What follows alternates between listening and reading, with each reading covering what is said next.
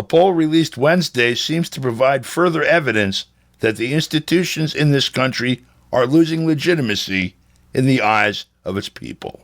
The new survey from Marist College for NPR and PBS indicated that 1 in 5 Americans think violence may be required to achieve their political objectives.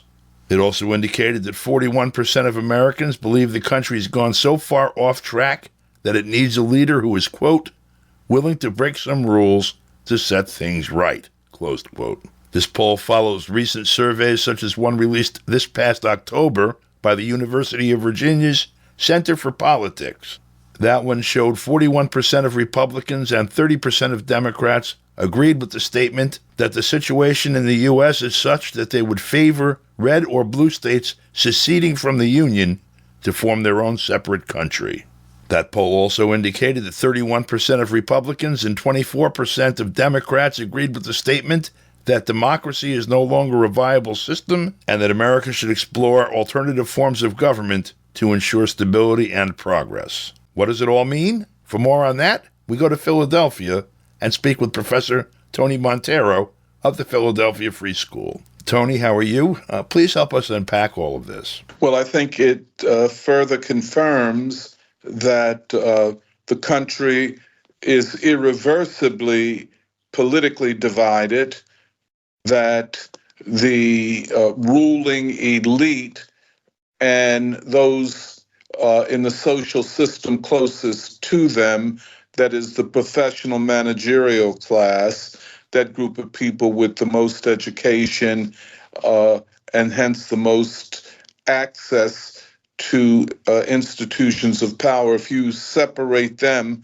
from the rest of the population, the 80% of the people, what you get is, as I said, a crisis of legitimacy, but the crisis of legitimacy is not generalized. It is most acute among working people and poor people. And so when you talk mainly about independents and Republicans, those two political categories are made up of working people. So in a way that few commentators have mentioned or been able to see, this is an election in a very interesting way, some would say paradoxical way. This is the politics of class resentment and class alienation of working people from the ruling elite and from the institutions of the state. A huge, unprecedented crisis of legitimacy. There's so many interesting things in this particular, the NPR PBS Marist poll from this week. One thing, there's a couple of questions around America is too politically correct.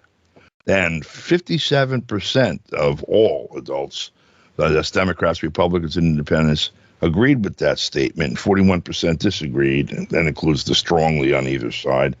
Also, this one was pretty shocking, and it's almost even up statistically in significant difference. 47% agree with the statement that discrimination against white people has become just as big a problem as discrimination against Black Americans and other minority groups. Only 51% disagreed with that, and 47% agreed. Again, that's more than the Democrat and Republican split would be. And then these that we discussed earlier today that are the most scary, if that isn't scary enough, that Americans may have to resort to violence in order to get the country back on track. 20% of the people agreed with that statement. Mm-hmm. Yeah. Well, on the first one about racial discrimination against white, and I would assume essentially working people, or what is often called reverse discrimination, the first thing is that most people who hold that position see the problem of taking rights away from white people and essentially white working people as the state doing this. So you get a lot of people who hold that opinion who then take a libertarian position of the state should be as small and as pared down as possible.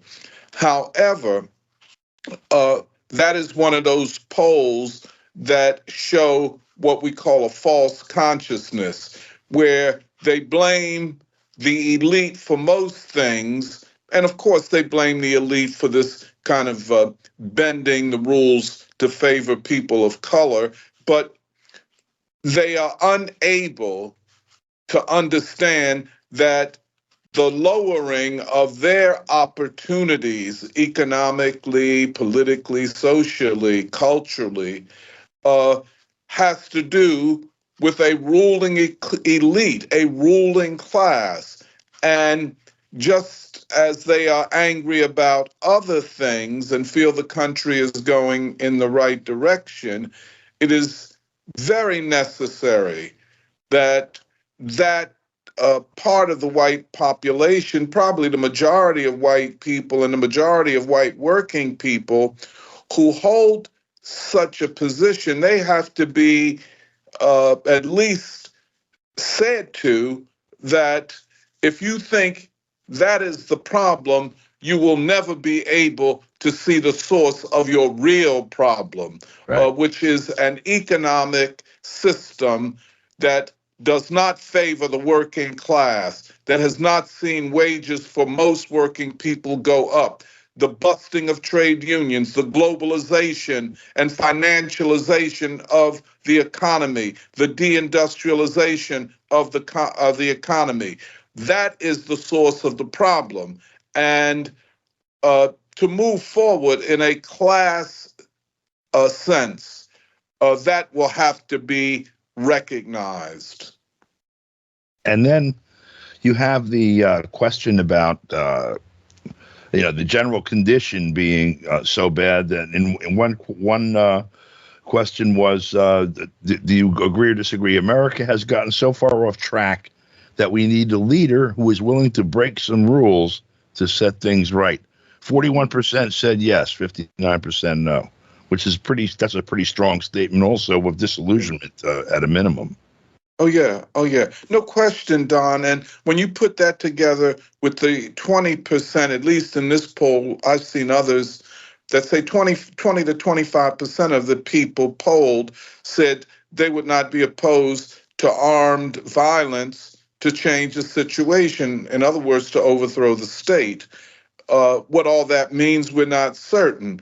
But the fact of the matter that all of these polls are showing a profound level of alienation of working people from the predominant institutions of the ruling class. Those institutions that in one another way connected to the state and as such uphold the rule and governance of a small part of the society, and those institutions are controlled by a very tiny group of people.